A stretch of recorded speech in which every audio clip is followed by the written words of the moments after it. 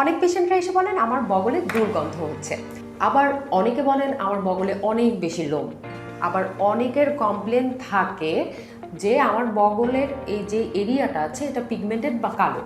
So আজকে কথা বলবো এই সমস্ত সমস্যা যাদের রয়েছে কিভাবে আপনারা এর সমাধান করতে পারেন। আমাদের বডিতে কিছু গ্ল্যান্ডস রয়েছে যেগুলোকে আমরা বলি সুয়েট গ্ল্যান্ড। এই সুয়েট গ্ল্যান্ড থেকেই কিন্তু সোয়েটিং হয়, মানে হচ্ছে ঘাম তৈরি হয় বা ঘাম নির্গত হয় বডি থেকে।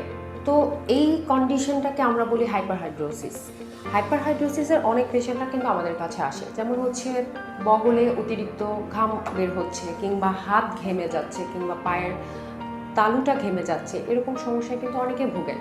স্পেশালি এক্সিলারি এরিয়া মানে বগল, এই কথাটা বলছি কারণ হচ্ছে এটার জন্য কিন্তু অনেকেই খুব ডিসকমফোর্টেবল থাকেন যে আমার খুব ঘাম হচ্ছে, আমার একটা ব্যাড স্মেল বা ব্যাড অর্ডার হচ্ছে, যার কারণে আমার আশেপাশে বন্ধুবান্ধব বা সবাই তুচ্ছ-তাচ্ছিল্য করছে বা নিজের কনফিডেন্সটা আসলে ডাউন হয়ে যাচ্ছে।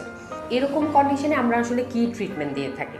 এই হাইপারহাইড্রোসিসের পেশেন্টদেরকে আমরা সাজেস্ট করে থাকি বোটক্স করার জন্য। বোটক্স করার মাধ্যমে কিন্তু আপনার এই সমস্যার সমাধান হয়ে যেতে পারে।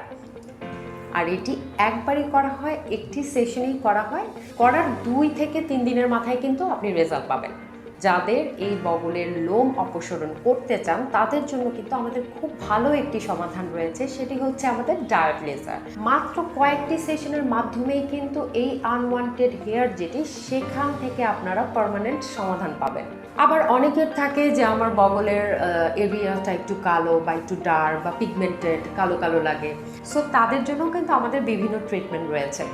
আমরা কিন্তু প্রাইভেট পিল করে থাকি। প্রাইভেট এরিয়া যাদের কালো তাদের কিন্তু খুব সহজেই 2-3টা সেশনের মাধ্যমে আপনি কিন্তু এই কালচে ভাব দূর করতে পারেন। এছাড়াও আমরা কার্বন লেজার করে থাকি বগলে।